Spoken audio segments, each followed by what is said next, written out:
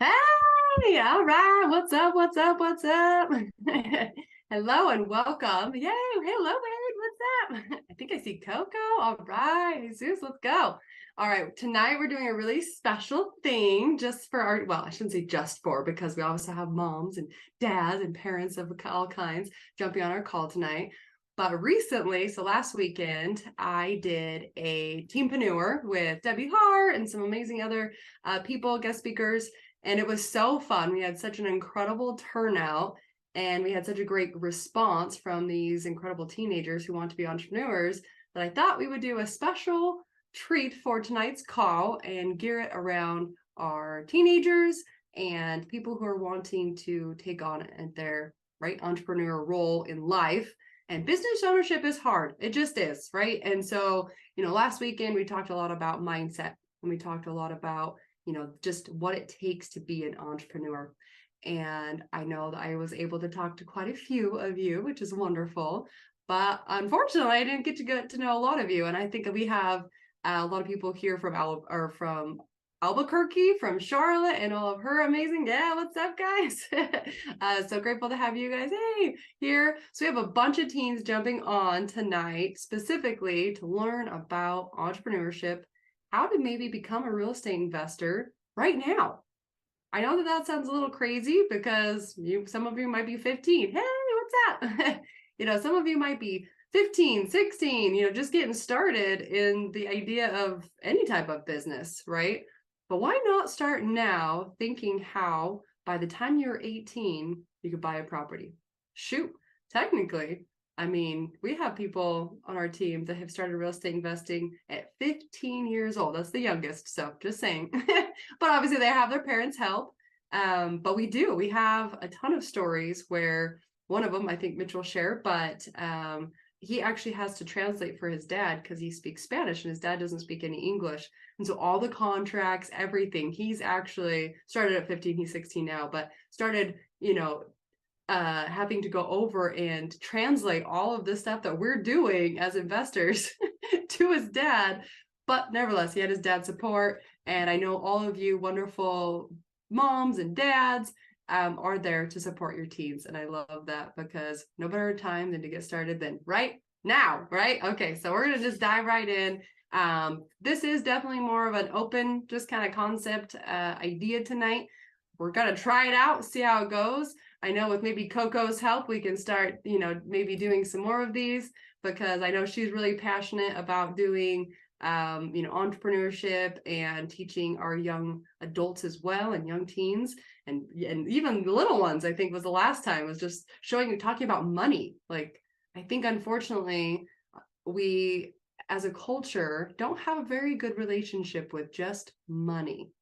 And that's sad because, well, unfortunately, and Mitch is going to talk a lot about this today, but how was America built?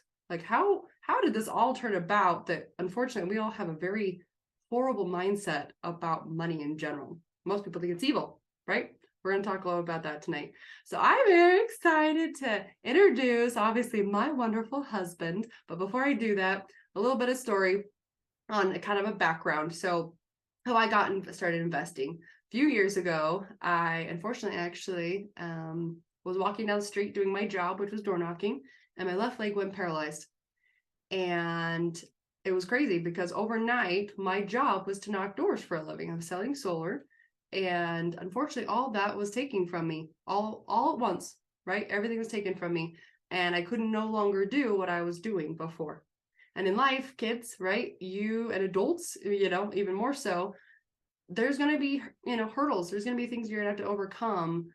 And it takes grit. It takes serious why you're doing something. And most seriously good entrepreneurs are running from something specific. Maybe they're running from they're trying to prove themselves. And that's true with most entrepreneurs that are very successful, is that they're proving themselves for a reason. And it might be just watch me, right? If somebody's telling you over and over and over that you can't do something, it sometimes instills something inside of you. It's like, well, watch me, I'm gonna do it anyway, right? And so that's okay, powerful, right? Use that as an opportunity to help others and to recognize that you can do it too. But because my left leg went paralyzed and I was in a wheelchair, I had to find another way to support my children and to achieve my goals and my dreams in life, because I had very large aspirations as a business owner. And so I recognized that through real estate, which is how I found this, I could actually still achieve all of my goals, all of my dreams, in fact, even more and 10 times more, because right, the leverageability is so much greater doing real estate, because I can do it from right here on my computer. Just like this, talking to you guys. I can create investments, I can find properties, I can create relationships. There's also great things that I can do right here from my computer. So I could be in a wheelchair doing real estate. In fact, real estate will even pay me if I'm dead. Now that's pretty cool, right? And so it is a very powerful strategy, and that's why we wanted to talk about all of the little tiny things, nuances that it comes to business, but also bigger strategies. So hopefully they don't get too big tonight. I think Mitch is going to do a really great job of keeping it super simple, making this very palatable for everybody. So get ready. And I want to introduce obviously no other than my husband, the most amazing educator that I know, that can teach really, really hard concepts and make them very simple and easy to digest. With that being said, welcome, Mitch Nelson. Well, thank you, Maeli. That was a very generous introduction. I think maybe you have a bias, but welcome to the call, everybody. How are we all doing tonight? I notice we've got a younger crowd tonight than we usually do. How you guys doing? It's good to see you guys. So I see, I see some teens here on Jesus's phone, on Raul's phone, Sebastian, Alexis. Are you guys joining us from all over the country, right? A lot of you from Albuquerque. You want to come off mute and let us know where you're calling from.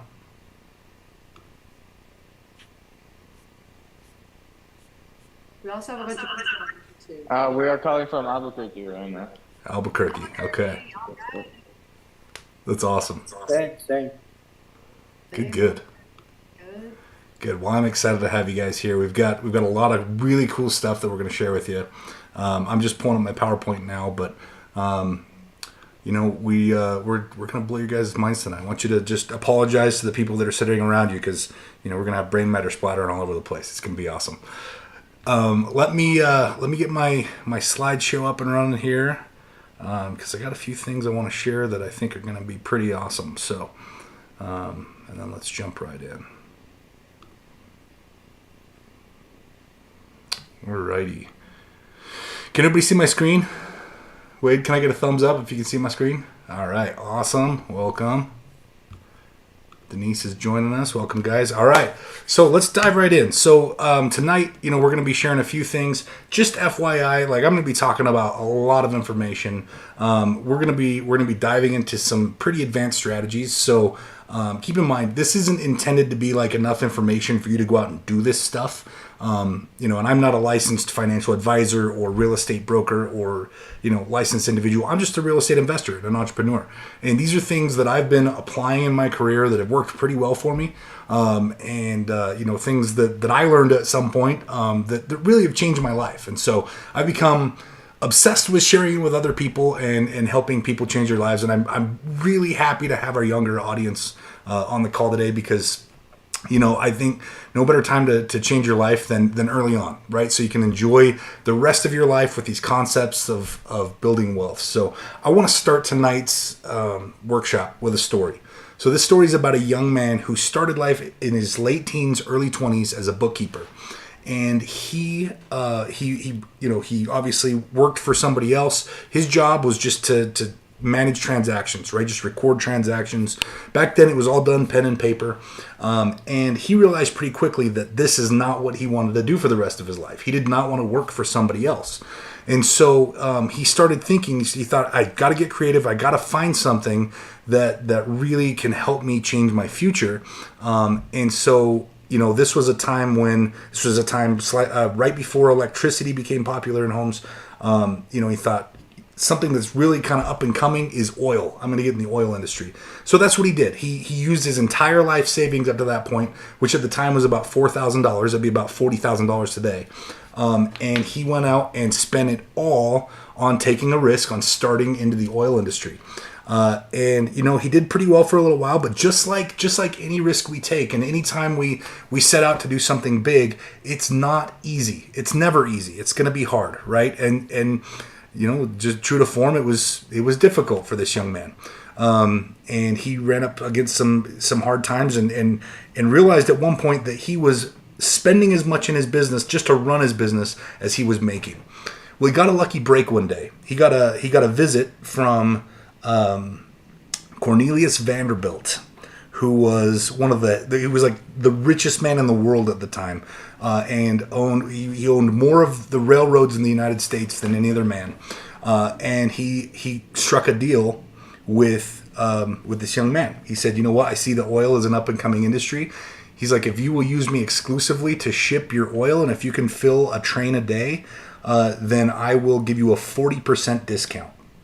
Well, this young man, who was at a point in his career where he was spending as much to run his business as he was bringing in, thought, here's a chance for me to have a 40% margin, right? This is where I can start making some money. And so he struck this deal with the knowledge that it was going to take 60 barrels of oil a day to fill one of Vanderbilt's trains. And he was only outputting 25 barrels of oil a day. So it was less than half. His production was less than half of what he agreed to put on those trains every single day. Well, he started getting creative. He started going out and acquiring competitors, and he did everything he could so that he could hit the deadlines and fill a train a day with oil.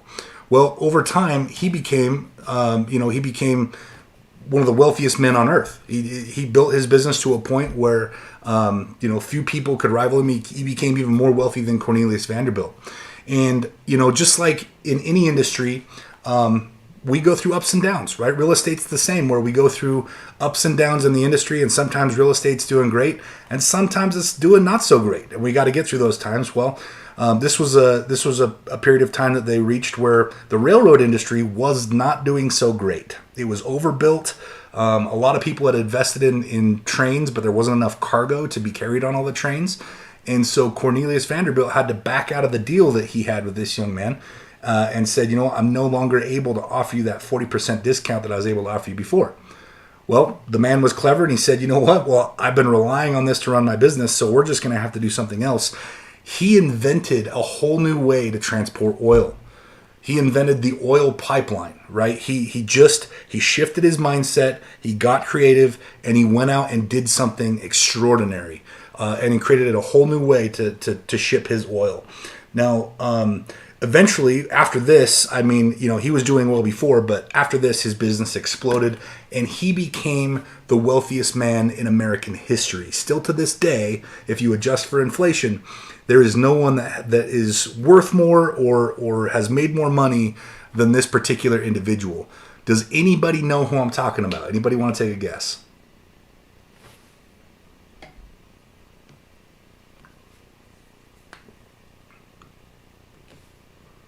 All right, I'm going to tell you. It's John D. Rockefeller. John D. Rockefeller. Now, I learned this story as a young man, and yeah, Trevor got it. Trevor Bagley got it. Yeah, John D. Rockefeller. So I learned this story as a young man, and it was always an inspiration to me, right? And early on, as I hit about my 20s, I set some pretty lofty goals for myself. I said, you know what, by the time I'm 30, remember I was 20 years old, but I said by the time I'm 30, so in the next 10 years, I want to be worth $1 million. And then by the time I'm by the time I'm 35, I want to make $1 million in a calendar year. So here, and so I had set some pretty lofty goals for myself. Well, I didn't do very much during my 20s to really get to that point. High school wasn't a very successful venture for me.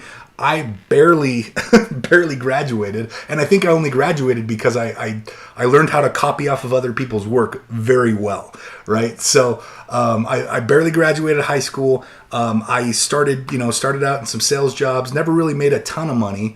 Most I made up to that point was about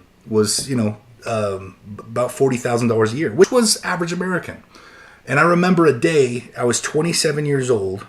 I was making $40,000 a year.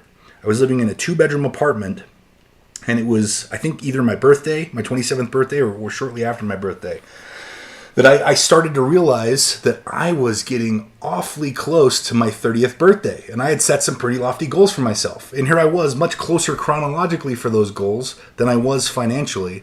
And I didn't know where to turn. I only had 3 years left to hit my goal of being worth $1 million. And I didn't even own any real estate at the time. I was making 40 grand a year. I was spending all of it, right, to survive. And so I was, at the time I worked at the Apple store selling iPhones. And I was looking around the Apple store. There wasn't anybody there that was worth $1 million, at least not at the store that I worked at, right? I thought, well, I've got to find somebody who I can copy off of. That seemed to work for me in high school. I've got to find somebody who I can copy off of so that I can hit my goals, right? And so I started studying. I had to change my mindset. I thought, I've got to if I want to get the results that I want, I've got to change my mindset, and I've got to start copying people who were successful. So remembering that story about John D. Rockefeller and how that inspired me, I thought, well, I'll study Rockefeller a little bit, and I'll study other men from his time period. I started studying Andrew Carnegie, right? And Andrew Carnegie stuck out to me. He's the man that invented the mass production of steel. The reason we can build skyscrapers and bridges and anything made of large amounts of steel is because Andrew Carnegie. And, this man became a giant in his time. At the same time as Rockefeller, right? He started General Steel. I remember studying J.P. Morgan, one of the wealthiest bankers ever. In fact, Chase Bank still runs off of this man's wealth. And in fact, he amassed so much wealth that the interest on his wealth grows faster than they can spend it. So all of Chase Bank and all of JP Morgan Investments started with this man here, JP Morgan. He also started with his partner, Thomas Edison, started General Electric. So these were amazing men who were great examples of people that I wanted to become like. But as I started to study them, I started to realize something. I learned a few really interesting things. I learned that the system that I was taught, the system of go to school, get good grades so that you can get into college, so that you can get a job, was actually invented by these three men. Before these three men in the late 1800s, pretty much everyone in the United States were entrepreneurs. People were farmers, and they were fishermen, and they were carpenters, and they were, all sorts of different trades, but they were all entrepreneurs. And up until these gentlemen, that was the American dream, was to come and start a business and build that business into something fantastic. And the way that they changed it was actually pretty ingenious. But it's created what has become the new American dream for the last almost 200 years. See, these three men had more money than pretty much anyone else in history. And they got together and they realized that because they were creating such large products that they needed to distribute at a large scale, they had a problem. They needed employees. And there weren't enough people that wanted to be employees, that wanted to work in factories in the United States at that time. So they got together with a man who was at the time the governor of Ohio, William McKinley, who eventually became the 25th president of the United States. And they said, we will super fund your campaign. We will put so much money behind your campaign that you will have no chance of losing the presidency. And guess what? He didn't lose. He won by a landslide. He became the 25th president of the United States. And in this meeting, these men said, well, in exchange for becoming the president, we want a few things. We want to change the way that the American dream is perceived. We want people to think that the American dream is to come out of the fields, stop being farmers, stop being fishermen, and come work in the factories, right? And so what they proposed for this new American dream was that the government, under the direction of President William McKinley, that they create a public education system. And in that public education system, we will offer every American free education. And what we'll teach in that education are the principles of go to school, get good grades, so you can get into a good college, so that you can get a job.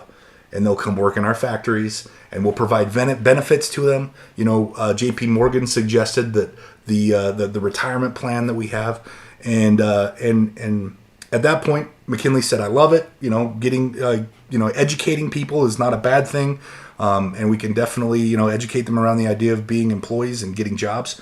But what do we want to give back to the American people? What can we give back to the American people?" And of course, when anybody from the government says American people, they're not talking about us. They're talking about the government, right? So what does the government get out of this? Well, in that same meeting, the beginnings of what became the W-2 tax structure was created. Now, the W-2 is how employees pay their taxes. And if any of you have jobs yet, you know that the first thing that comes out of that paycheck is taxes. The government gets paid first. Well, did you guys know that it's only employees where that happens? Employees are the only ones where the government gets paid first. Business owners don't pay the government first. Business owners pay the government last, right? So this whole system that we've been plugged into, elementary school, middle school, high school, everything that we're taught about how money should be made comes from, it has its roots in this meeting and this new American dream that these men created. So as I realized that, I thought, well, I'm going to have to figure out, because that's how I got my education. I got free education, right? I learned how, in my employee mindset, I learned how to enter the rat race and get a job and pay my taxes and accrue debt so that I could buy things like a house and a car and, pay my expenses, which forced me to stay in the job, right? Which I'd continue to pay taxes the most expensive way possible, W-2. And it's just this cycle that we call the rat race, right? And to learn how to enter the rat race, to learn how to be an employee, that education is free. The government will give us that education for free, right? Now, what I noticed, though, and what I learned from this study was that there's another way. There's a way that the wealthy are doing it. There's a way that the business owners are doing it. The real estate investors, they understand how taxes work, and they can take advantage of how the tax law is written and work that to their benefit. They can use banking strategy. They don't have to plug into this system that was created, by J.P. Morgan, of how most people bank. They can use banking to their advantage, right? They can be business owners to make their money in business instead of working a job, and they can invest in real estate instead of saving in savings accounts and in 401ks and in all these broken ways that we've been taught, from our employee mindset education, right? But that is education that comes from within. That's education that you have to seek out and find. And the beautiful thing about the country we live in, the beautiful thing about America, is we have the freedom to do that. No one's going to stop us from reaching out and finding someone that can help us learn those other ways, learn entrepreneurship, learn real estate investing, right? And so it is beautiful, but it is something that we have to seek out. It's not included in our free education, right? And so what I did is I started copying people that modern day entrepreneurs, people that I thought were, who I wanted to be like.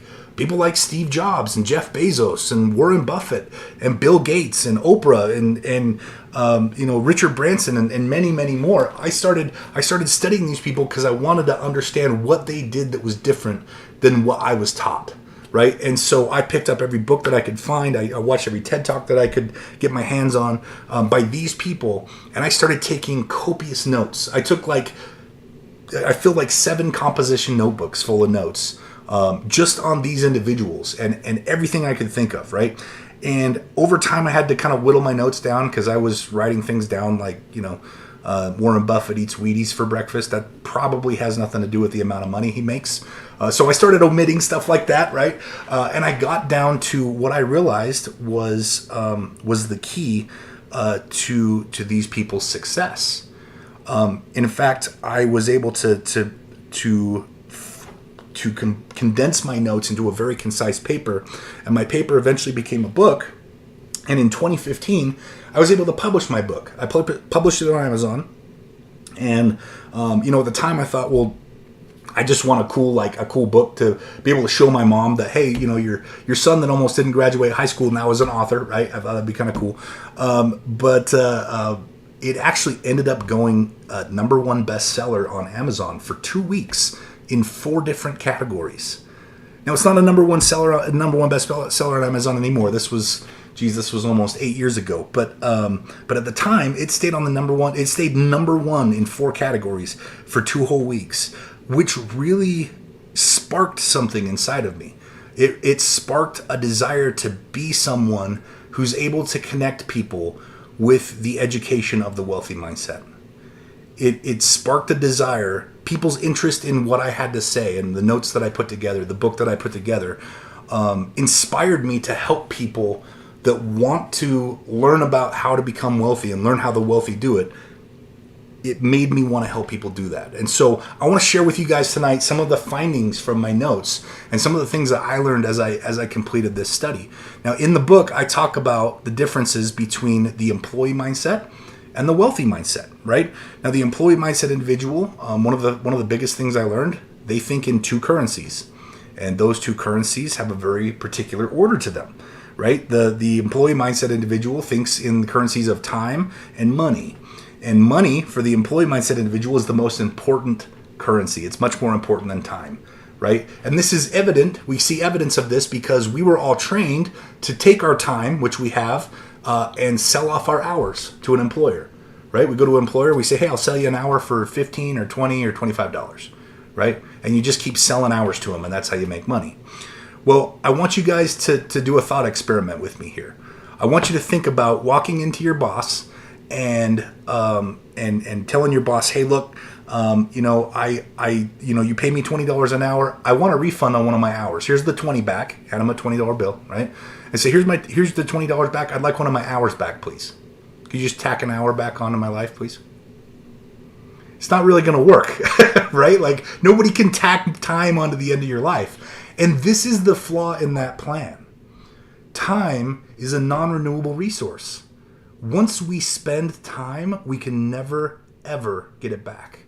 And there's no one on this planet that can add hours back onto your life.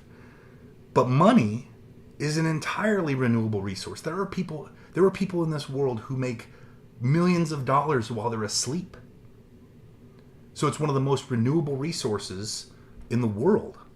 Now, the wealthy mindset individual, in contrast, they think in 5 currencies. Those 5 currencies are time, knowledge, relationships, credit, and money. Time, knowledge, relationships, credit, and money. And those 5 currencies have a very particular order to them. That order, obviously you see time is the most valuable, right? The reason the wealthy value time more than any other is because they can't get more of it. No matter what they do, they can't get more of it. And you'll notice that money is the least valuable. They know they can get more money, right? So this is evident because it's the wealthy mindset individuals. They're the ones that own the companies that give employees their jobs, right? So they're the ones saying, you guys take the money. They're shoveling the money over to the employee mindset. So you guys take the money. We want the time. There's something to that, right? So changing our mindset, changing the way we think about these things is so important to the level of success that we're going to have in our life, right, as we move forward.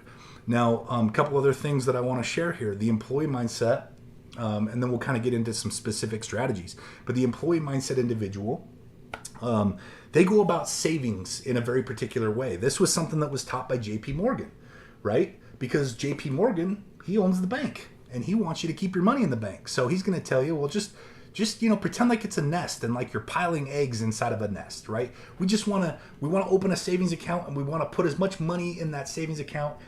Again, the accumulation strategy is to accumulate dollars inside that account, right? That's the idea of savings.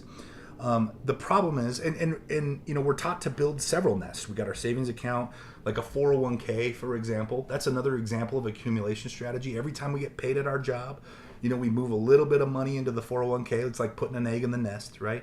And over the 40, 50 years that we have that job, we put another egg every single month into the 401k nest. And then by the time we retire, we hit about 65. We're thinking, hey, look at this nest of eggs.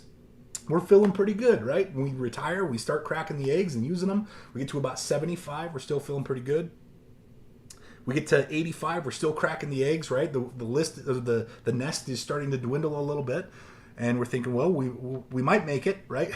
And then you get to 95, and you realize that there's only a few eggs left, and you're thinking, holy crap! Hopefully, I die before I run out of money, because this is going to get really uncomfortable very soon, right? So there's a flaw in that strategy, guys. If your investment strategy is hopefully I die if this doesn't work, then you need a different financial strategy, right? And obviously the wealthy aren't going to do it that way. What the wealthy do is they say, okay, this is about making eggs. Let's go buy some chickens. Let's just get some freaking chickens because they'll lay an egg every day, right? And you know, a chicken, it doesn't matter if I'm sick. Like a chicken will still lay an egg. It doesn't matter if I'm out of town, a chicken will still lay an egg, right? So, you know, it's a totally different mentality here. Now, obviously, I'm not talking about chickens and eggs. What does a chicken represent here? Anybody want to take a guess?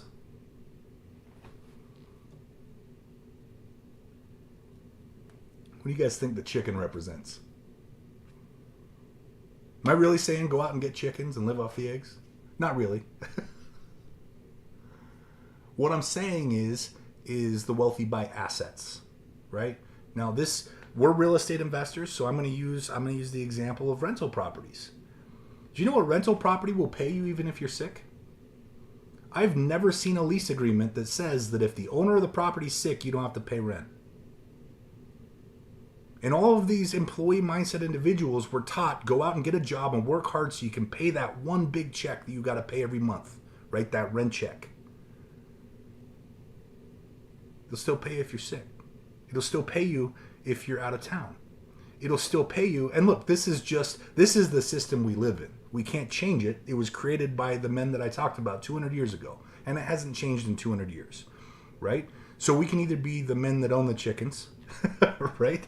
Or we could be the people that live in the rentals and have to write the check. Or, you know, and of course I'm speaking to women as well. So we can be the men or the women that own the rentals and get the checks paid to us, or we can be the men or women that live in the rentals and write the checks, right? It's up to us. So one more thing that I learned about the wealthy in this study that I want to share with you guys, and we'll move on to some other stuff, is that the wealthy, almost to a person, were business owners and real estate investors. It seemed to me that these wealthy people that I was studying, like Richard Branson and Steve Jobs and Bill Gates, they all made tons of money by being business owners and having a business. And then as I studied deeper, I realized they kept their money. They didn't put their money in savings accounts. These men had very little money in the bank. They kept their money in assets. They kept their money in real estate. So the wealthy, they're business owners and real estate investors. And I thought, well, when I first saw that, I thought, well, for sure that's the case because, you know, those two activities make a lot of money. But as I started to dig deeper, I realized, you know what? There's more than one reason why they're doing this. One of those reasons is taxes. Remember how, we talked about at the beginning how the W-2 tax form, the employee mindset individual is required to pay taxes using the W-2 tax form. That is the most expensive way to pay taxes. And a lot of people complain about that, but ultimately the tax code is created to be an incentive program. If you are going to be a consumer in society, if you are going to be someone who consumes the things that are created and provided by society, you are going to be taxed the most. And the reason the W-2 tax form is the most expensive way to pay taxes is because it has the fewest deductions attached to it. There are only 15 deduction categories for a W-2 employee. However, business owners and real estate investors have they're not charged less in taxes, right? We'll talk about this later in a second, but they're charged the same percentage of their income. However, they get to deduct more, they get more deductions, right? They get more tax write-offs. There's 450 different tax deduction categories for these two activities, which is more than any of the other income generating activities combined. That's why the wealthy pay less in taxes. It's an incentive program. The government says if you're going to do the things that we don't want to do, like create housing and create jobs for people, then we'll give you a break on your taxes. Hopefully that makes sense, right? Now I know we could go on and on about taxes and all these other things for ages, But I want to chat with you guys about some real estate stuff. I want to share with you some of the strategies that we're using, right? Because I think, we're taught very linear, very small principles. A lot of us were taught, that the way to buy real estate is the way that mom and dad and grandma and grandpa did it, right? We go down to the bank, and then, if we want to get a rental property, it's the same way. We go to the bank and we get a mortgage and we pay that mortgage, right? And hopefully our tenants can cover that mortgage. Look, anybody can do that. That's not high level real estate investing. That's basic. That's novice stuff, right? And you're not going to get wealthy if that's your only strategy that you're using. So I want to talk about some of the strategies that my wife Maeli and I use to go out and make money in real estate, in a lot of cases without using our own money or our own credit. Now remember, guys, when I started doing this, I was broke. I was making 40 grand a year and I was spending 40 grand a year. And that's, that at the time was about average, average American. And I didn't own any real estate yet. I had no credit. So no bank would give me a loan to go out and get my first property. I had to learn how to do it, how the wealthy do it, right? And so I want to share with you guys how we do some of our projects here. Now, let me share with you kind of some of our current projects. Right now, Maeli and I do a lot of major rehabs. We do a lot of major fix and flips where it requires a lot of work. This is an example of a house that we just bought. We purchased this house on Hollywood Avenue in Sugar House, which is in Salt Lake City, Utah. We purchased this house for $500,000. We're going to spend about $200,000 on fixing it up. And our holding costs, which is like the interest, right? We use other people's money. So they're not just going to give us their money for free. So we pay them to lend us the money, right? So for that $700,000 that they're going to lend us to do this project, we're going to pay them 50 grand, roughly, right? And so they give us 700,000, we give them back 750,000. Our closing costs are going to be about 55,000, but that makes our all-in cost 805,000. But when we sell this house, keep in mind a lot of this stuff we don't have to pay back until we sell the house. So when we sell the house, we can sell this house for 950. That means we'll make $145,000 in 10 months. None of our own money, none of our own credit. And we do 10 of these at a time. Anybody want to learn how to do that stuff? That's pretty cool stuff, right? Those are some exciting numbers. And it's really cool, learning how to do this stuff to be able to go out and execute this stuff and see it change my life, see it change my children's lives. Because they're watching us do this stuff, and it's completely, they come home from school and they're like, why do they teach us the slow way to do stuff at school? Well, we talked about that already, right? We need to go out and 10x our lives. We need to go out and really make something out of this. So when I started, we were doing light remodels. We were doing small little houses like this one, where you'll notice from the picture on the top and the picture on the bottom, it's the same countertops, it's the same cabinets. We just painted them. We refinished the floor, right? We put some paint in, we put some appliances in, and that was about it, right? So it was a lot less expensive property that I started out on, right? This house in particular, this was done in 2016. Mitch, I don't think we can see. I can't, at least. I can't see your screen. Oh, you can't see my boys? screen? Can you boys see the screen with the photos of the houses? Yeah, I can see it. You can? Yes, ma'am. Okay. Can you see it? I can Okay, see it. I'll just scroll. I'll scroll through. It's probably that I just don't have it on my phone. Oh, viewed no, properly. I appreciate you speaking up, because if that's the case, then we want to make sure. So, good. No, but you guys can see it though, right? Give me a thumbs up if you can see it. You can see the screen? Okay. All right, good. Okay, so this particular house we purchased for $250,000. We put $50,000 into fixing it up. Our holding costs, remember, that's the money that we give back to the people who lent us the money, was about $10,000, right? And our closing costs was $25,000. So our total all-in cost was $335,000, and we sold this house about 4 months later for $380,000, which in 120 days we made about 45 grand. And at the time I was doing about 5 of these at a time, right? Now that's pretty cool. Like, that's, even though that's not as big in numbers as we're putting up today, at the beginning of my career, that's a lot more. Like, one of these houses that I did in 4 months was more than I made in an entire year working at the Apple store, right? And that's pretty cool. And I was my own boss, which is a pretty awesome thing. Now you multiply that times 5, and that becomes a really amazing thing for a guy who just barely graduated high school, right? So let's talk about some of the different ways. Now, Maeli and I'm 10 years into my career, and Maeli and I have a very successful YouTube channel, and we're on social media, and we've got a bunch of students all over the country, and people are starting to kind of they're starting to know who we are, and that's a good feeling. I've got my book out.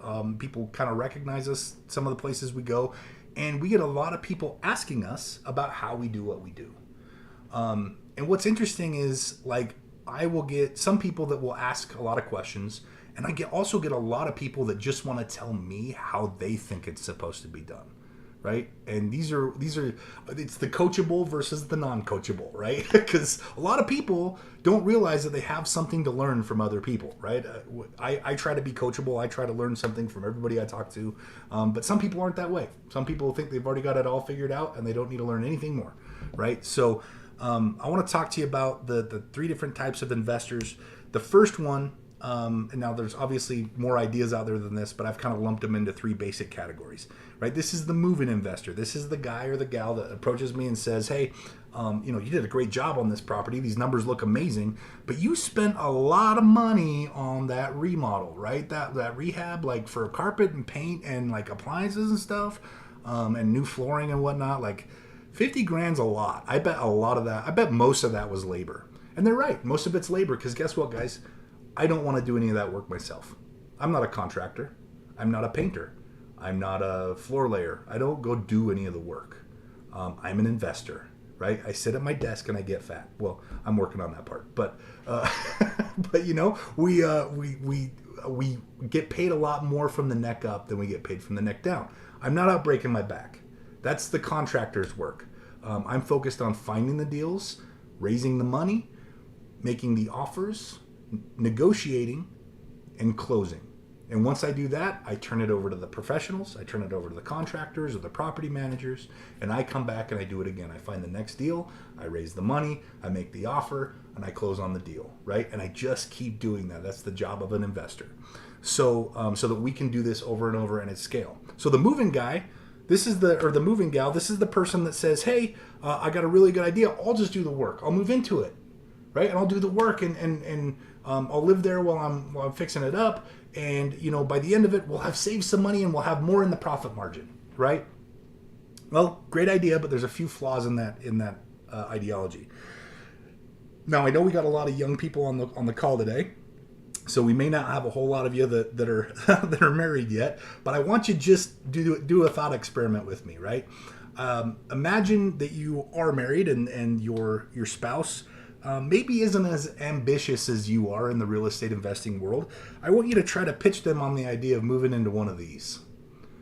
Right? Look, you love the open floor plan, right? Let's just move into this, right? We'll set up a little bed over here. We'll have a microwave. We eat Hot Pockets every day while we're working on this thing, and we'll work on it in about 4 months. In about 4 months, it'll be so beautiful. And just as it's getting pretty, we'll sell this one and we'll move into another one that looks like this, right? So, and it will be our lives for the rest of forever. Like, that's what we'll just do, right? We'll move every 4 months. I don't know how many times you guys have experienced moving, but that is not an exciting idea. And living in a construction zone like this is not where I picture the wealthy living.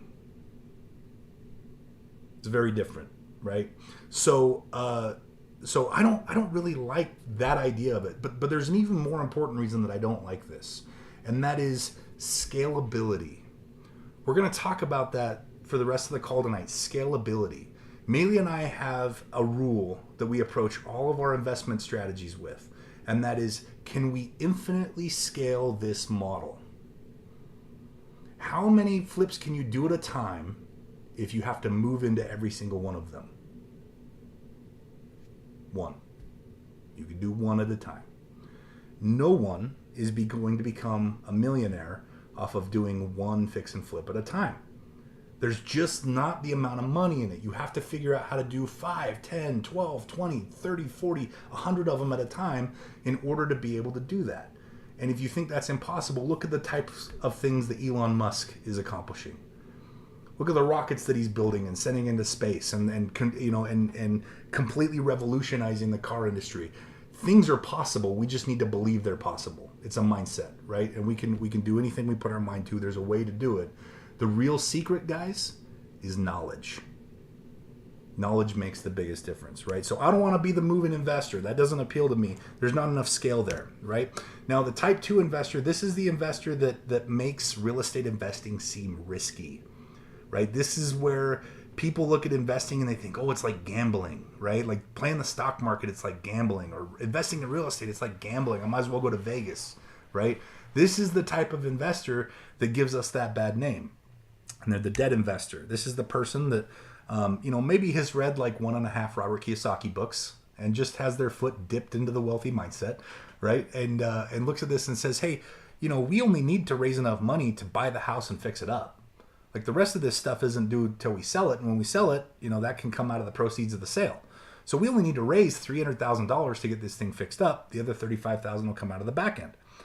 So they pull up on their Google machine and they type in fix and flip money Utah or fix and flip money New Mexico or wherever they are. They type in fix and flip money and up comes a list of hard money lenders. Now, guys, there's a whole industry of people, wealthy people out there who will lend on real estate projects because real estate has intrinsic value. They don't care what your credit score is. They don't, real estate has value. And if you don't perform, they'll just foreclose on you. Right. So usually they have pretty high terms, right? They charge like 12% interest. And usually they'll only let you have the money for about 6 months. And what happens if you go to 6 months and 1 day? Well, they foreclose on you. They just take the property and then you don't get it anymore, right? And they destroy your credit and, but the benefit is, like I said, you can do a deal like this in 4 months. So 6 months is plenty of time. Now, here's the thing. Do you think that that wealthy people come upon hard times too? Like sometimes things don't go their way. Sometimes we don't have control over everything. It doesn't matter how much money you make or how much you know. Sometimes you don't have control over everything. There's nobody on this planet that can control the economy, for example.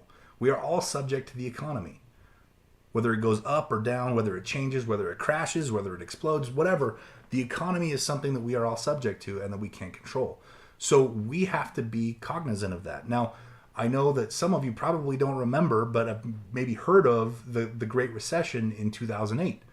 In 2008, this same property would have lost about 208 or about 100 grand, right? It would have been about 280,000 that we would have been able to sell it for, not 380,000. So what happens? And guys, will the economy change again? It's fluid. It'll probably at some point it'll crash again. Do we know when? No, we don't. Just because I'm an investor and I'm working in the field, that doesn't mean I have a crystal ball. I don't know when it's going to crash again, and it could crash while I'm doing some of these projects, right? So here's why I think the debt guy is like the gambler. Here's why I think they're risky is because they go out and they borrow in debt $300,000 at 12% interest for 6 months. Well, what happens if 2008 happens again while this guy is, or while this investor, this man or woman is doing this transaction, this deal? What if in the middle, like 2 months into this project, the economy crashes and now they're only able to sell it when they're done for 280 instead of 380? Well, they borrowed 300,000. They racked up an extra $35,000 worth of fees, and they're only able to sell it for $80,000. That means they lose $55,000. Now, I don't know about you, but I'm not doing this to lose money. I'm doing it to make money, right? So selling it obviously wouldn't be an option if in that hypothetical scenario, right? And some people might say, well, why don't you just rent it out? Well, so if this takes us 4 months to finish this project, we could put some tenants in there and they'd pay rent the first month, which is awesome. That'd be month 5 for us. And they'd pay rent the next month, which would be awesome. And that's month 6 for us. And then what happens after the 6th month? Well, our hard money lender calls us and they say, hey, we drove past that property you guys did and you fixed it up. It looks amazing. And I noticed you put some cash flowing tenants in there. Thank you so much. It's mine now. Well, that's a bummer, right? Because we wanted it to be ours, right? And now it's theirs. So what are we going to do? Well, there's nothing we can do. It's theirs now. So, at this point, what else can we do? Well, what other options do we have? Well, what if we refinance it, right? We could take it down to the bank and we can refinance out the hard money and get a mortgage, right? Here's the problem.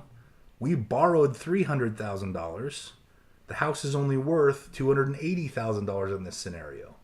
So we can't refinance it either. The house isn't worth enough to refinance enough money out to pay off our hard money lenders. So point being, we're kind of sunk.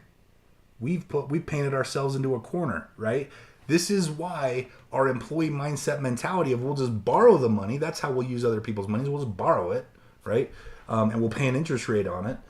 That doesn't work. The way that we were taught in elementary school, middle school, and high school, just taking that and transposing that onto the things we see the wealthy doing, it's a recipe for disaster. It might work once or twice, but eventually we're going to get stuck, right?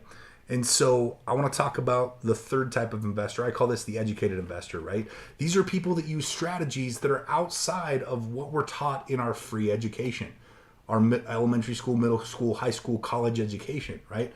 These are strategies that are taught by wealthy individuals who have done this for years, and who I learned this strategy that I'm going to teach you just now.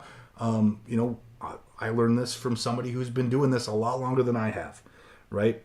So we call this strategy that I'm going to show you the debt equity blend. Okay, this fixes all the problems, and this takes a lot of the risk out of being a real estate investor and doing this type of deal, right? So I need $300,000. The secret ratio of the debt equity blend is whatever the amount you need up front, which in this case is $300,000. Raise a third of that money in debt, right? So we can go to our hard money lender and we can borrow that money, but we can only borrow 2/3 of it in debt. So 2/3 of $300,000 is $200,000. So we can borrow up to $200,000 in debt. We still need another $100,000, but we're not going to borrow all of it. We've got to follow this rule, right? So we're going to raise the other $100,000 that we need in equity, which means we are going to go find a partner.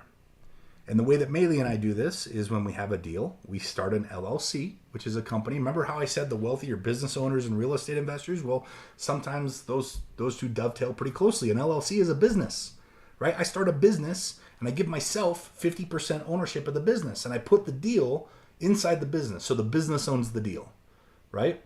And then I go out and I find a partner. I go out and I find somebody who has that $100,000, because, my teenage friends, you all have a bunch of buddies that have $100,000 just like stuffed in the couch cushions, right? We all got friends like that, right? No, look, when I started doing this, I was making 40. I didn't know anybody that had that kind of money, right? But I did learn two very important things. I learned how to have conversations. I gained a lot of knowledge about different strategies. I learned that there is $27 trillion in retirement accounts in this country. And there's only about 400 million people who live here. There are a lot of even employee mindset individuals who have a lot of money in their 401k or their IRA. And I learned two questions that I could ask those people. The first question is, did you know that you can use your retirement account to invest in real estate? A lot of people don't know that, right?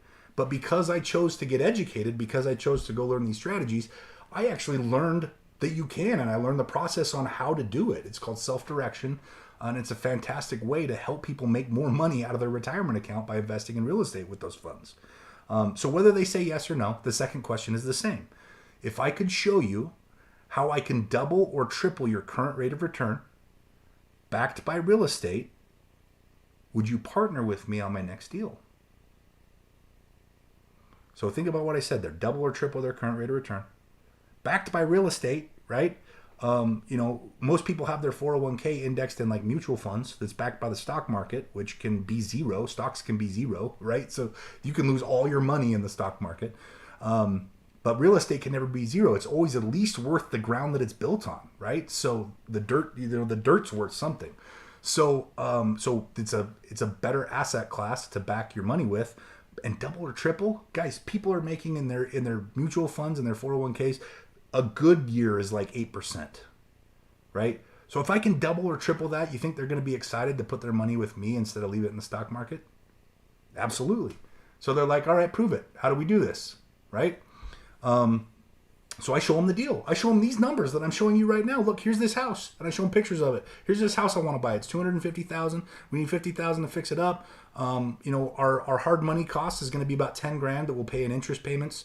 Our closing costs will be about $25,000. At the end of the deal, we'll have put $335,000 in. We'll sell it for $380,000, and our business will make that we're partners in together. We will make $45,000, which because we're 50-50 partners, I will make $22,500, and your 401k who lent the money will make $22,500 in growth.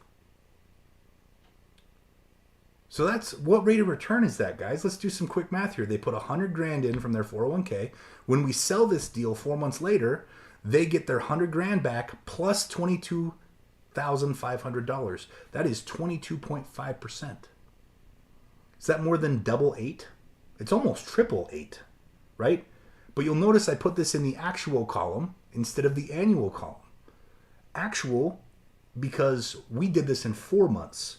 When we're talking about 8% returns on mutual funds, that's annual. That's 12 months, right? So if we take our 4 months, there's 3 4-month periods in a year. Annualized, they're making 67.5% on this type of deal. Do you think they're excited to make 67.5%? Absolutely, right? So they're going to jump in and they're going to do this deal with me. But the cautious ones say, hey, wait a second. You talked to me about 2008 and what happened in 2008. What happens if that kind of thing happens again? What risks do we have here, right? What happens if this house is only worth 280 when we go to sell it? And I say, well, that no problem, because we didn't borrow 300,000. We only borrowed 200,000. So we can take our $280,000 house down to the bank and borrow $200,000 against it because it's worth more than that. Refinance out this hard money guy in a normal mortgage. Now we just have, the hard money guy's gone now. We just have a payment that we have to pay every month. And what can we do with a house that we own long term? Well, we can rent it out for cash flow. Our payment is based on $200,000 borrowed, right? And we can rent this house out on a basis of it being worth $280,000. There's gonna be some cash flow. And because we're 50-50 partners, we split that cash flow every single month. And guess what's gonna happen to mutual funds if 2008 happens again? Mutual funds are gonna suck, right? So all your friends who left their money in mutual funds, their 401ks are gonna do really bad while you're making cash flow every single month for as long as it takes for this property to come back. Let's say it takes 5 years, right? So we collect cash flow for 5 years until the value comes back to 380. We sell it and you make 22.5 and I make 22.5. Worst case scenario, you make more money. Does this now seem a lot less risky than it seemed like 5 minutes ago? You guys know what the difference is? Knowledge. When knowledge increases, behavior changes, right? All we need to do is learn these strategies. All we need to do is learn from somebody who knows how to go out and do these things like the wealthy does it, and we don't have to use any of our own money or any of our own credit to do so. Let me give you an example. How much money did I put into this deal? What do you think, guys? Show me on your fingers. How much money did I put into this deal? 0. Wade got it. He knows. 0. I put $0 in this deal. How much did I make? $22,500. I invested $0 and I made $22,500. What's my rate of return? Some people like, well, 100%? No, 100% is 0, right? Is it 22,500% that I made as my rate of return? No. 22,500% is 0. I feel like a third grader when I say this. I made infinity percent on this deal. I like to make infinity percent on every deal, right?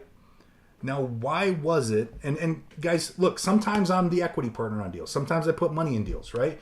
But I like to be in this position where I make the highest rate of return. I like to use my knowledge. I like to invest my knowledge instead. And remember, knowledge was one of those currencies of the wealthy.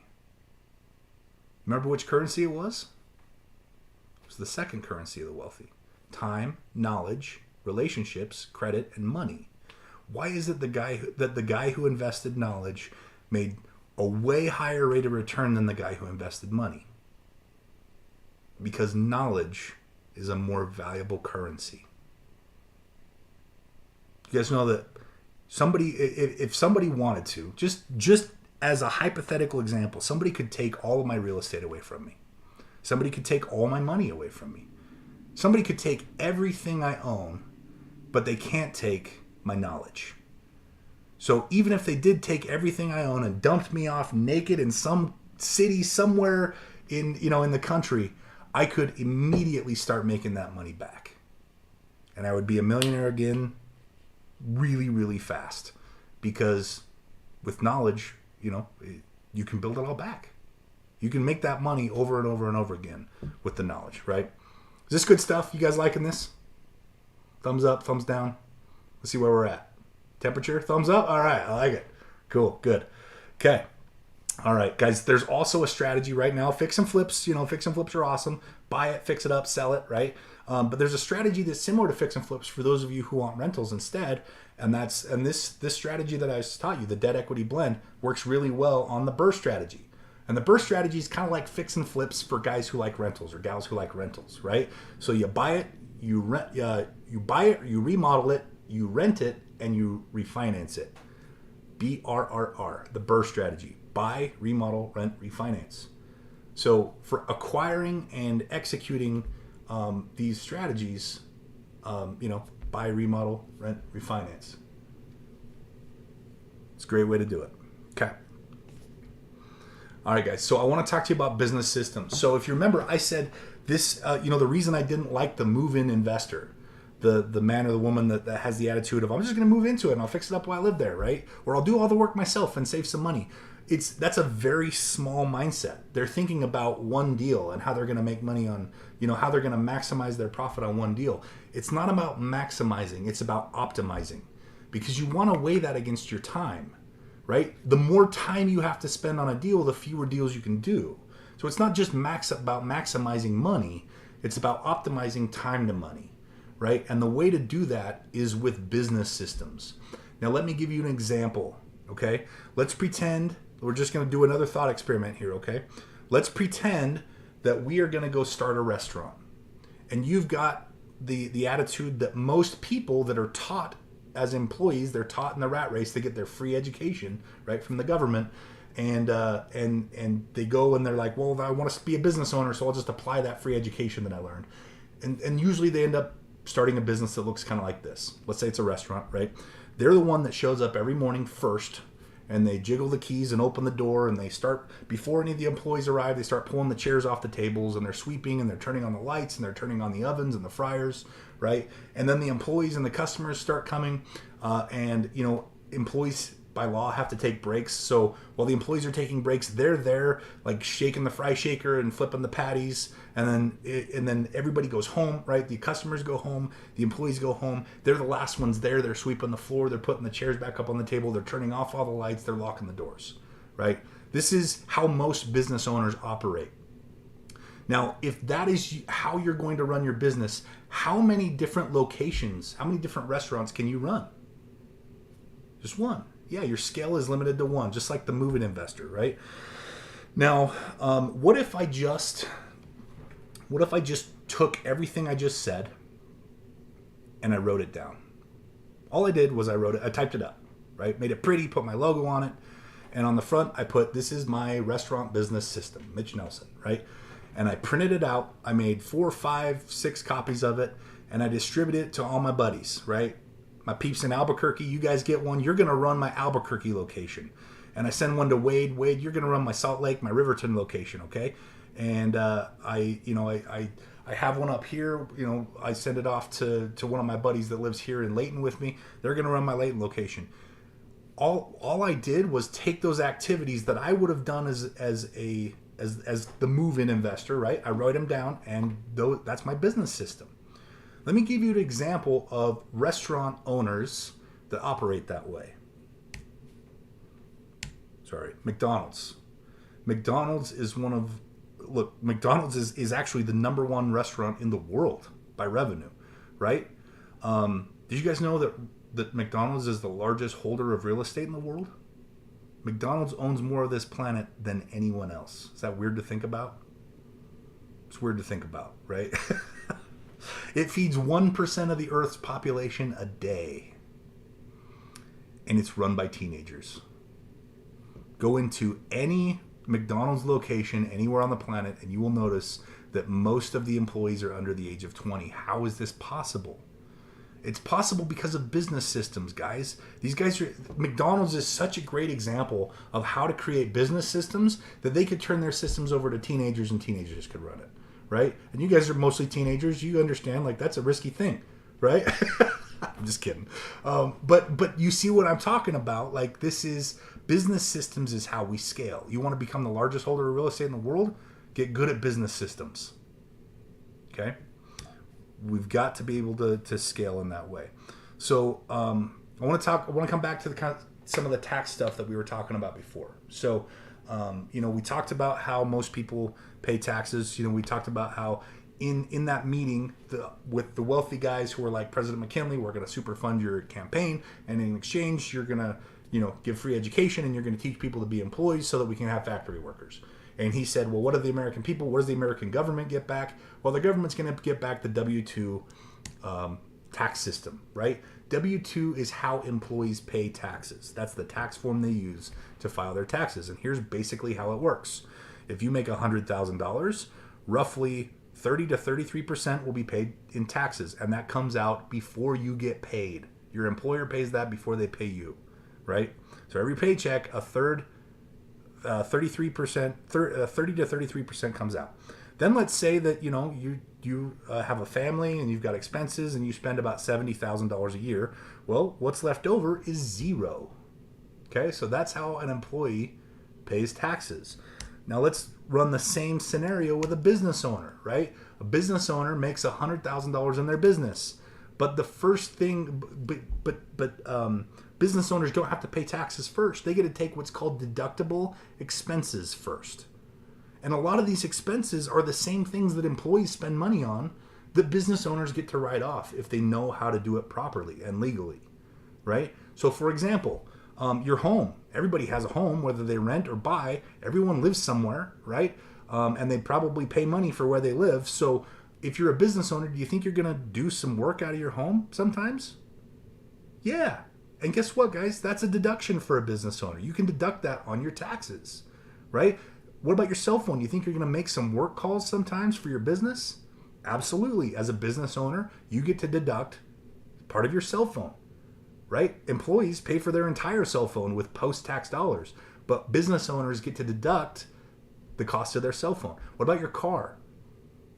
For employees, they drive their car and they pay for it. The gas and the mileage and all that stuff, they pay for it with post-tax dollars. But business owners, they drive around for work sometimes. They drive around for their business sometimes. So that's a deduction. They get to deduct that from their taxes. So they get to take deductible expenses. And there are strategies that get up to, guys, I mean, like, I know, a lot of you are teenagers, so this is just kind of something in the future for most of you. Like, as you start to have kids, those kids can work in your business. And in the US, you can hire your children under the age of 18 to work in your business. I mean, think about this if your parents were to start doing this. They could hire you to work in their business and pay you up to $12,000 a year tax-free. And rather than the employee person who pays taxes first, spending money on your schooling and spending money on your soccer practice and your school supplies and all those things with post-tax dollars, if they can pay you tax-free, now that money, that $12,000 tax-free that you get, they start buying your school supplies and your soccer practice and all that stuff with pre-tax dollars, with deducted dollars. Now we get to start to take the deductions left and right. And guys, I mean, I live in Utah. People have a lot of kids here. I mean, for some people, that's hundreds of thousands of dollars worth of tax deductions, right? So this is an important strategy to learn. But you want to be cognizant of this. You want to learn these strategies because what happens for the business owner is they start with their gross income, how much money they make. They take their deductible expenses and subtract it from their gross income, and that becomes what's called their adjusted gross income, their AGI. Guys, that is the number that business owners pay taxes on. And guess what? Just like over here, they pay 30 to 33%. But they pay it on their adjusted gross income, not their gross income. That's the difference between a W-2 and a business owner. So now the business owner's paying taxes on $30,000. Well, what's 30 to 33% of $30,000? That's $10,000 that they pay in taxes versus $30,000 that they pay in taxes over here. So same income and same expenses, just with a little bit of knowledge, we can take some deductions and we pay less in taxes, right? And then what's left over? 20 grand. Imagine the real estate I could go do if I saved, just kept an extra 20 grand of the wealth I was already making for myself every year. And that's on $100,000. So imagine if you could use some of these strategies to go out and make more than 100 grand in your life, save even more in taxes, and then reinvest that back in yourself. All of this knowledge is so important, but these are things that we are not taught in our free government-paid education. These are things that we need to seek out from the wealthy, to seek out from people that know how to do it, right? So how can you start doing this? Learn from those on the inside. A lot of you guys in Albuquerque are so lucky. I mean, over the last few years, I've become really close friends with Charlotte, and she is such an amazing coach and mentor. And the fact that she's connected you guys to information like this, I mean, those are the kinds of people that you want to follow. Those are the kinds of people you want to learn from. You have to learn from those who are doing it, right? And it's not necessarily just one person. Have an abundance mindset. Seek out all sorts of people that are doing this kind of stuff and learn from them. You have something to learn from everybody. I will tell you, the wealthiest people I know, and guys, I have hung out and spent time with the wealthiest men on earth. I've spent time with Elon Musk. And I can tell you, including him and the other wealthy people that I've met and hung out with, there's two characteristics that every one of them share. They're the most grateful, and they are the most coachable people that I know. Those two attributes. And I venture to guess that it's a cause and effect. That the fact that they're wealthy does not make them coachable and grateful. It's the fact that they are coachable and grateful that makes them wealthy. Be coachable. Be willing to learn. At any point, if you think that you know everything there is to know about any topic, whatever it is, you're wrong. There's always more to learn. You can learn from anybody that you encounter, right? Also, be grateful. Recognize that, things aren't happening to you, they're happening for you, even if they're uncomfortable. The things that happen in your life that seem terrible, they might be happening to teach you something. So be coachable and be grateful. Okay? All right. So, little shameless plug here. Want to see proof that this stuff works? Check out our YouTube channel. Maeli and I chronicle all the stuff that we do. We talk about every deal that we do, and it's all recorded on our YouTube channel. So you guys can go watch all these strategies. A lot of them we've got education videos where we teach a lot of these types of strategies that I'm talking about tonight. We've got before and after videos where we walk through the deals that we do. We've got all sorts of stuff. So go check out the channel. Give us some love. Hit that subscribe button. It doesn't cost you anything. It's free. Just subscribe. It helps us out.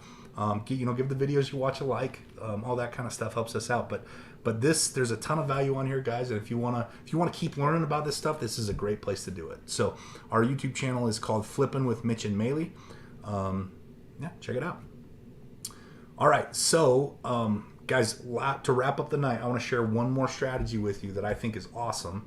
Okay, and this strategy is something that can change your life. I want to talk about debt for a second. Okay, and I want to talk about banking. Now, you remember J.P. Morgan. He was one of the men in that meeting that really revolutionized the way that banking is done in the United States.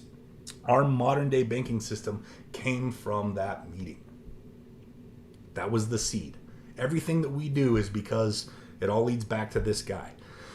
And debt. Debt is something that in our employee mindset we are taught to be scared of. But guys, I want to tell you something. Debt is like fire. Fire is a tool. You can use fire. Sure, fire can burn down your house. Absolutely. It can be destructive if it's used poorly. But fire can also heat your house, and it can cook your food, and it can power your car. Fire's a tool. It's not inherently good or bad, right? Debt is a tool. It's not inherently good or bad. If you misuse it, or if you use it from an uneducated standpoint, it can really hurt you. It can damage your financial situation. However, if you learn how to use it well, you can build your empire with it. Okay, so I want to talk about debt for a second. Okay, so let's talk about this system that J.P. Morgan created for banking, right? I just want to take the modern day average American. Okay, average American household makes about $5,000 a month. That's about $60,000 a year. And they take that money down to the bank and they put it into checking and savings. Why do they do that? Because that's what they were told to do. And we were taught never to ask questions. Mom and dad did it. Grandma did it. JP Morgan told us to do it. So that's what we do, right? We don't ask questions. I don't like checking and savings because it keeps us on a cash basis. And when we're on a cash basis, we have to slice up this pie to pay all of our bills all the time, right? And guys, look, if we've got, let's say we got a pie, and let's see, me and Raul here. What's up, Raul? Yeah, me and Raul, we're hanging out one day, and it's Raul's favorite pie. What's your favorite kind of pie, Raul? Come off mute. Let me know. I can't hear you.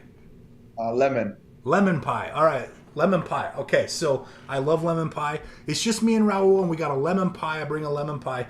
And because it's just the two of us, we could just split this thing down the middle, right? So you get half and I get half. That's a lot of pie. We're going to be pretty full of pie by the time we're done eating that stuff, right? And we have so much fun that we're like, hey, we should do this again. Next time, we are going to invite everybody. So we invite like 40 people to our next party, and I bring another pie. Just one pie, right? What happens to that pie, though? If we got 40 people to feed, we got to slice it into tiny little pieces. And when we start sending those pieces out everywhere, everybody gets a lot less of that pie. And so everybody's hungry, right? It's the same with our income. When we start slicing it up like this and doing it the way that JP Morgan designed, we actually feel like we have less money, right? Because it's kind of going all over the place. So in this example, which is pretty average, right?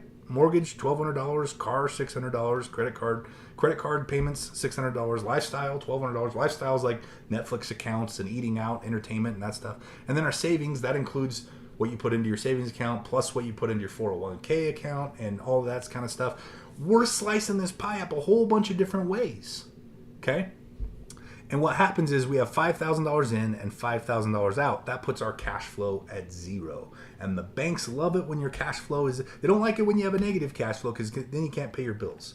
But they do like it when you're paycheck to paycheck because that makes you stretch your debt out for longer periods of time.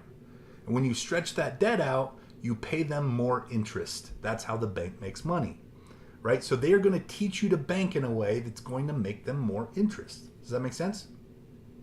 Okay. All right. So let's take a look at this. So Raul, I'm going to pick on you again, man, just because why not? I started picking on you. I'm just going to keep picking on you. Come off mute for me. All right. Let's do a little hypothetical thing here. I want to give you an example of how the bank can kind of trick us sometimes. Okay. So I'm gonna say that I lent you some money. Okay. I lent you some money, and we have an agreement that you're going to pay me interest. Okay, so you're gonna pay me interest on the money you borrowed. Now I'm a nice guy. I'm gonna let you pick your interest rate. So you can either pay me 6% interest. You get the rule is you have to pick one of these interest rates on the screen here. So you can either pay me 6% interest or you can pay me 21% interest. Which do you pick? 6. 6. Does this feel like a trick question? A little bit. It is. And but 6. We'll lock that in, okay? Okay. Let me give you an example as to why this would be a trick question, right? And this is, Raul, this is not uncommon to how people bank. If you go to the bank and you're like, I could get this loan at 6%, I could get this credit card at 21%, I'm going to do what you just did, right? I'm going to pick the lower number if I don't know any better. Because the lower number sounds better, right, when I'm paying interest. So let me give you an example. If I told you that the freezing point of fresh water at sea level was 32 degrees, most of us would agree that that's accurate. Water freezes at 32 degrees, right? Here's the problem. I didn't give you all the information. I was talking Celsius. Guys, 32 degrees Celsius is actually pretty hot, right? But 32 degrees Fahrenheit and 0 degrees Celsius, those are both the freezing point of fresh water at sea level. Now watch, Raul, what happens when I do this? If I change that 0 to a 1 on the Celsius side, which one's hotter? 1 is now hotter than 30, because 0 degrees Celsius and 32 degrees Fahrenheit, those are the same temperature. They're just different scales, right? But if I raise the temperature on the Celsius side by 1 degree, 1 actually becomes hotter than 32. They're different scales, right? And this is exactly what the bank does to us. This is one of the ways that they kind of get us into this trap, right? So I want to just share real quick. So anything called a loan, and you guys are going to kind of get into this world of debt, and you're just kind of starting to understand it. So I want to introduce this to you early, right? Anything called a loan is one directional, meaning you pay the bill, you pay the payment on that loan every month, and it's amortized interest. Okay, that's the type of scale, like Celsius or Fahrenheit. It's called amortized. Okay, we're going to talk about that in a sec. I'll teach you guys what that means. Anything called a line, like a credit card, for example, is daily simple interest. It's like Fahrenheit and Celsius. That's the scale, daily simple. It's the cheapest form of interest, right? It's also revolving. With a credit card, you can pay a credit card payment, and then with that same money that you paid the credit card payment with, it lowers the balance. You can go use that same credit card to buy gas. So it's like you reuse the money that you paid the payment with, right? So it's revolving, okay? So we're going to talk about the difference between lines and loans. Let's talk about amortized interest for a second, okay? Here's how amortized interest works. With amortized interest, the interest is front-loaded, which means that the bank will give you a static payment. Let's use that $200,000 house that we had up there, that this little hypothetical family had, right? Their payment was $1,200 a month on their house. So because the interest is front loaded here, you can see on this graph, when they send in their first payment number 1, that $1,200, the bank will take $950 of that. Remember, it was 6% interest. But the bank will take $950 of that in interest up front, and $250 of it will go to principal. So you paid $1,200, but your debt only reduced by $250 because the interest and amortized interest is front loaded, right? So the way that they justify that is it evens out. Halfway through, it'll crisscross, and your last payment will actually be the inverse. So payment 360, 30 years from now, 360 months from now, that's 30 years, you'll make your last payment of $1,200, and $950 of it will go to principal, and only $250 of it will go to interest. So it evens out, right? It evens out to 6%. And this is a natural thing. The way that they work the math on amortized interest just makes it behave this way. But the benefit in amortized interest belongs to the bank, because you, on the front end of this loan, you're paying your interest first, right? Well, I've got a little secret for you. Most Americans refinance their debt a quarter of the way into a loan, which means on a mortgage, most Americans refinance or get into a new loan, which means they move every 7 years. That means most of us pay mostly interest our entire lives, because we get in this habit of refinancing or moving, right? So on a car loan, we refinance the car or we get a new car, right? And get into a new loan. When we have a house, we refinance the mortgage or we get into a new house. We're always paying way more interest than we are principal, okay? I want to show you what that looks like. So if we just take the first 4 years of this particular mortgage, this example that we have, and this applies to car loans, guys, this applies to student loans. So as you're starting to think about going to college, right, and student loans, like this is true of student loans as well, okay? 48 payments of $1,200 is $57,000. You'll pay $57,000 towards this house, but your debt will only go down by $12,000. The other $45,000 will go directly into the bank's pocket as interest. Does that look fair to anybody? Does that look like 6% to anybody? It is. It's 6% amortized interest, right? So understanding that loans carry amortized or compound interest while lines carry simple interest, and then how we can behave to take advantage of that is very important, right? Because it's not just understanding that, we also have to behave differently once our knowledge increases. So let's take a look. Remember, so guys, here's a little simple nugget for understanding how the wealthy think. The wealthy always look at cash flow. That's the first indicator that a wealthy mindset individual will look at in any financial model. Whether it's looking at a rental property, we're going to look at cash flow. If it doesn't cash flow, why would I buy a rental? Right? We're going to look at a fix and flip. If it doesn't cash flow, why would I? If I'm not going to make income off of it, why would I buy it? Right?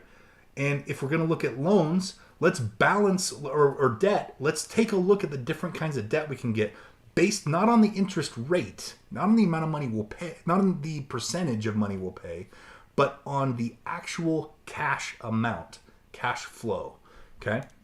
So with a loan, because it's one directional, because I can't take that money back out once I pay a loan, it means 100% of that payment disappears from my cash flow every month. So I pay that $1,200, and the only way I can get it back out is by refinancing, by starting the loan over and pulling money back out, right? So 100% of that payment disappears every month.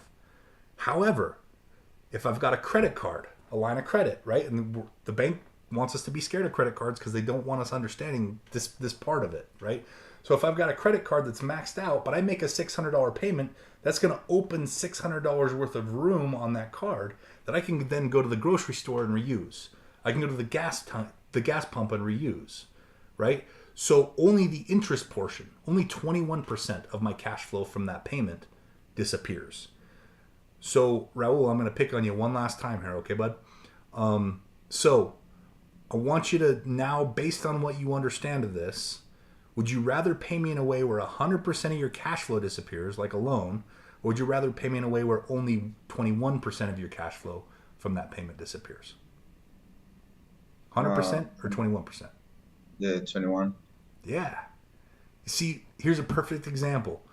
When knowledge increases, behavior changes. We would have never said the credit card way before, right? But now we understand a little bit more, and our behavior is going to change. Okay, so we're going to apply a couple rules here. Lines are better than loans. We just established that. Rule number 2, this is kind of complex, but let me break it down for you. So the employee mindset, they stay in a cash basis. They use checking accounts and savings accounts, and then they use their cash to pay for their bills and buy stuff, right? The wealthy mindset individual uses their cash to pay off debt. Particularly, if you look back at rule number 1, particularly in lines. Things like credit cards and HELOCs, anything that's a line of credit, right? They use their cash whenever they make it to pay off debt, all of it, the whole pie, right? And then they use that credit card, that leverage that they create inside of that line of credit to pay for their bills and buy stuff. Just that one simple change. Let's see what that does to our little average American family here, okay? So they bypass their checking account, and they throw their entire pie of their income without slicing it at all first, right? They take the whole $5,000 and they throw it at the credit card. This does a couple of really cool things right away. First thing it does is the bank wanted a minimum payment of $600. You've been budgeting for this, right? We got to make that $600 payment every month. You just gave them $5,000. They're good. You well exceeded that minimum payment, right? And we're going to do this every month from here on out. Do we even need to budget for that $600 anymore? The answer is no, right? We're good. We gave them $5,000. They're so good. So we don't. So that money goes back into cash flow.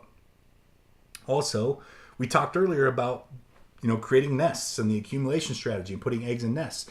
I don't like the accumulation strategy. There's such a better way in investing in real estate to save your money. You don't need savings accounts and contributions to 401ks and those types of things. There's a better way to do it, right? So no more accumulation strategy. We just put that money back into cash flow. Okay. So now we've changed the way that we structure our banking. We've actually eliminated some of the superfluous stuff that we don't need to pay anymore. And that's generated cash flow out of the wealth that we already generate without getting a raise at our job, without changing our lifestyle. Lifestyle stays the same. We found cash flow just with a change in mindset and an increase in knowledge, right? So now let's look at what this does. If we're throwing our entire income at this line of credit every single month, it's going to lower that credit balance from 12. Remember, the balance was 12,000. It's going to lower that by $5,000, and then over the course of the month, your expenses come out, right? Remember, we have about $3,000 worth of expenses now that we've picked up about $2,000 worth of cash flow, but we have net $2,000 cash flow. So our debt lowers by a net of $2,000 every single month that we behave this way, right? So if we just do this over and over again, I made the math really easy. $12,000 in debt divided by $2,000 a month in cash flow. We pay off our credit card in 6 months without getting a raise at our job and without changing our lifestyle, right? This was going to take this family 7 years. Most credit card payoff schedules are 4 to 7 years. They paid it off in 6 months without getting a raise at their job, without changing their lifestyle, right? So now they're like, okay, this velocity banking thing really works, right? But they've got a problem. They paid their credit card down to 0. See, if you pay your credit card down to 0, you can't pay it below 0. The bank will just reject your payment, right? Because they're like, you don't owe us anything. So we've got to get some debt over here to the line of credit side. So we've got this really expensive debt, this really expensive 100% cash flow debt on the loan side. We can start funneling that over to the lines of credit by doing a process called balance transfer.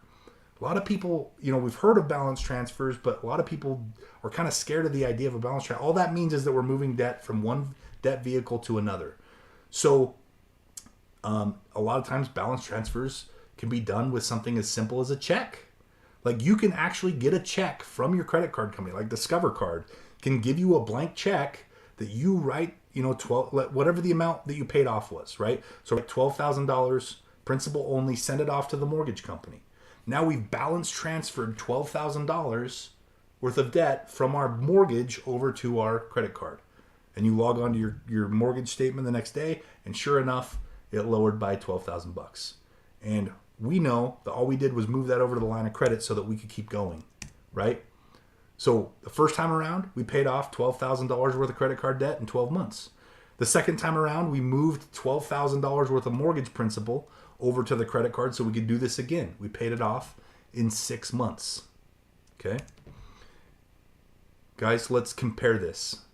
All right? So remember, if you remember that 48-month snapshot, remember it took 48 months and $57,000 worth of mortgage payments to lower our mortgage balance by $12,000? And it cost us $45,000 in interest to do that, right? Over here, look at this, at a 21% interest credit card. So I did the math for you. $12,000 that we balance transferred times 21% annual interest. We did it in 6 months, which is half of a year, so I divided it in half. Here's the math. A loan cost us $45,000 in interest to lower $12,000 worth of principal. And it cost us 4 years of our lives. All because we just followed what the bank said to do. We didn't ask questions. We didn't acquire more knowledge around how banking works, right? And the ways that we've always been told not to do it, the high interest credit card, quote unquote, right? Look how much cheaper that was. Do the math. $12,000 times 21% interest divided by 2. Paid it off in 6 months. $1,200 in interest. Imagine if you can create this kind of savings in the wealth that you are already creating, right? All it is knowledge. So we pay off $12,000 in 6 months. We can do 2 of those cycles a year, right? We just repeat until our mortgage is paid off in full. Guys, this average American family will pay off their 30-year mortgage in 5 years without getting a raise of their job, without changing their lifestyle. Just balance transferring every 6 months $12,000 in principal from their mortgage to their credit card, and then dumping their whole income into their credit card and behaving this way, using the whole pie, like Raul and I talked about, right? The fewer slices we put in the pie, the more full we're going to get, the more debt we're going to pay off. The fewer times we split up our income, if we can use that whole pie, the whole $5,000, we're going to pay off that debt a lot faster, right? So we paid off the credit card in 6 months. We paid off the home in 5 years. We're at 5.5 years now. Now when we don't have a mortgage anymore, we don't have a mortgage payment anymore. Now our cash flow just went back up again. Our cash flow is now up to $3,200 a month. Let's pay off that $50,000 car, $600 a month, right? We can pay that guy off using the same balance transfer method. We can pay that guy off in another 6 months. So as we do the math here, we were 6 months to pay off the credit card, 5 years to pay off the mortgage, another 6 months to pay off the car. That's a total of 6 years. What this average American family would have taken 30 years to do with a little bit of increased knowledge, they did in 6 years, right? Without getting a raise at their job, without changing their lifestyle. They paid off all their debt and they put their cash flow at $3,800 a month. Imagine what you could do if you had $3,800 a month left over in your bottom line every month, right? So let's take it to the next level, guys. I'm about to wrap this up, but I want to show you what kind of power this has, not just in paying off debt, but in also taking just this one strategy. I'm talking about one simple strategy, right? Out of many that you can learn. Like there's hundreds of strategies that you can go out and learn. And the more you learn, the more successful you can be. But this one simple strategy, let's say we pay off the house, that $200,000 mortgage, we pay it off, right? Well, the house is real estate. We can actually go to the bank and we can get a line of credit. Remember our Velocity banking account, our Wealthy Mindset account, a line of credit? We can get a home equity line of credit for $200,000. Now, as Wealthy Mindset individuals, we know that how people get hurt with lines of credit is by buying liabilities like cars and toys and trips and stuff. We're not going to buy stuff. We're going to buy assets, right? So let's take this $200,000 that we have available to us in this line of credit and let's go out and buy houses. One of the ways that Maeli and I buy rentals is we use other people's mortgages. Okay? We can only have so many mortgages in our credit. And remember, we only like to do things if we can scale it infinitely. But if we find people who are behind on their mortgages, who are about to lose their houses, right? And the bank's going to come in and they're going to take their house and they're going to destroy their credit score because of foreclosure mark. If you get foreclosed on, that stays on your credit for 10 years. So we can come in and we can halfway help them, right? Which is a big help, but it's only a halfway help because value has to go in both directions. So we come to these people who are about to lose their homes to the bank, who are behind on their payments, and we say, look, we know you got to turn your house over to the bank, but if you do that, they're going to destroy your credit with a foreclosure. I think I can help some of the way. What if instead of having that foreclosure mark on your credit for 10 years, what if we stop that foreclosure from happening? You'd still have to turn your house over. You'd have to turn it over to us instead of the bank. But I will write a check out of my HELOC for however much you are behind on your payments. How much are you behind? 20 grand? All right, I'll write a check. We'll send it to the bank. We'll catch you up. But you got to turn the house over to me, turn the title over to me. I'm going to start paying your mortgage on time every month. And I've got a contract here that says that if I don't, you get the house back, right? So I'm going to start paying your mortgage on time every month. It's my house, but it's still your mortgage on it. That's going to help your credit. The more you pay payments on time, the better your credit gets. So I'm going to help repair your credit. Instead of a 10-year foreclosure that you've got on your credit, now your credit goes from bad to good in a couple of years, 1, 2, 3 years. So you guys can go out and buy another house again in 3 years as I'm helping your credit be repaired. I get this house, I rent it out, I collect the cash flow, right? So with a $200,000 limit, we can do this 10 times. That's 10 rentals. If I'm averaging a cash flow of $400 per rental, that's $4,000 that goes towards my cash flow. So I increased my cash flow. Remember, we paid off all the debt. Took us 6 years. It increased our cash flow by $3,800. With all that debt we paid off, we're not paying the debt payments anymore. So that's $38,000. And then with the 10 rental properties that I acquired, we now have an extra $4,000 a month in cash flow. So That together is $7,800 a month. That HELOC that we took out on the house, that we borrowed $200,000 to buy these 10 rentals, that's paid off in 2 years. So now we're at year 8, right? We start paying off these baby mortgages. 13 months for the first one, cash flow goes up. 11 months for the second one, cash flow goes up, right? We're now at 10 years. And I'm going to stop here. We're at a decade down the road. This family that never got a raise at their job, never changed their lifestyle, all they did was increase their knowledge. They were able to go out, pay off all their debt in a fraction of the time, acquire 10 rental properties, and increase their cash flow to $9,400 a month. All because of what they learned, right? And I know this is a lot. It's like drinking from the fire hose tonight. I'm going to stop here because I'm sure you guys are exhausted from all this information, right? But the point is, you're not supposed to walk away having retained all of these strategies that I taught you. All I want you to walk away from this remembering is there's knowledge out there that you are moments away from learning if you just put forth the effort to go out and learn it. That can change your life forever, right? The things that you're taught in school, they're important. I'm not saying don't go to school. Continue to go to school. That is a great foundation. But there's more to learn after school. Life and success is about the knowledge you acquire and the strategies that you're able to apply, right? I'm going to skip some of these slides. Guys, I'm going to skip some of these stories because we're running late tonight. Maeli and I want to make ourselves available. If you guys want to learn more about this stuff, if you want to chat, reach out to us. Flipping with Mitch and Maeli on Facebook or on Instagram, TikTok, YouTube. You can DM us. We'd love to have a strategy session with you. Upon request, we can send you guys a digital copy of my book, Mindset to Millionaire, best-selling book on Amazon from 2015. Also, we talk about your 3-phase plan. This is strategies on how to get into your first real estate investment. Guys, if you're 15, 16, 17 years old, you can't buy your first property until you're 18. But that doesn't mean you can't partner with someone that is 18. You can go out and start learning this stuff now, and you can start acquiring assets right away. There's no reason to wait if this is something that you guys are like itching to do, right? So reach out to us.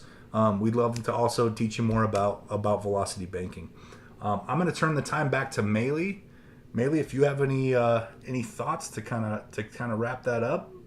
Of course, I do. First off, I just want to applaud all of you for being here because holy smokes, you could be doing so many other things. You'd be going, hanging out with your friends. You could be, doing all it's summer, right? So I'm so proud of you for taking the time to learn some really big concepts, right? Business is no joke, and it takes a lot of mental capacity and knowledge to make it happen for you. And you're choosing to do that right now at such a young age. I wish I would have had mentors like, Charlotte and myself and Mitch and just so many people that are willing to be here for you, and Coco, right? I'm so proud that you guys are here, that you took the time to stay through the entire meeting, first off, and maybe share with your friends. If you are excited about learning some of these really big, I'm sure you're exhausted, right? That was a lot. It just was. But how cool that you're going to go out in the world from here on out and be like, oh, I don't have to do business like that. I actually don't have to be like my grandpa or my great grandpa or my grandma. And I know how to go out and scale a big business right this second. And you have mentors that are here for you. Like, that's freaking awesome. So please take advantage of that. Know that we care about you and that we're so proud of you. Like, this is an incredible step for you to be on this call and recognize that you can do more and that you don't have to just do what, your school system tells you or what your teachers tell you. They're amazing. And like I said in the comments, don't do what Mitch did. Right? Actually go to school, get good grades, right? Yeah. And make sure that you are learning, but don't think that you can't fail, because that's what I don't like about the school system, is that they teach you that it's not okay to fail. They teach you that it's not okay to make mistakes. And that is the only spot that is wrong, right? The really big problem with it is that it is okay to fail. In fact, that's my mantra, right? It's fail fast and fail often. Fail as often as you possibly can. The key is to just not stop and not give up. So you're not going to make good choices all the time. We don't make good choices all the time. But if you just stick to it and you keep asking good questions and you keep asking just questions in general and don't stop, you will succeed no matter what. It's not possible. Just fail fast. So win with or that you in learn, mind, right? yeah, you win or you learn. That's exactly right.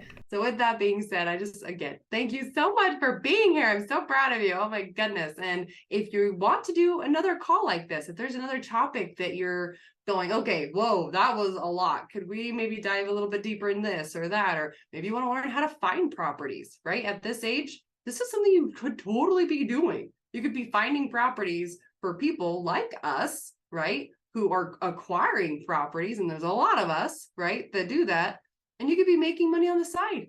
That's really cool. So if there's things that you want to learn in the real estate world and or money making activities, please, reach out to us, whether it's on the YouTube channel or, private messaging us on Instagram or Facebook, TikTok. We're on all the platforms. We love you.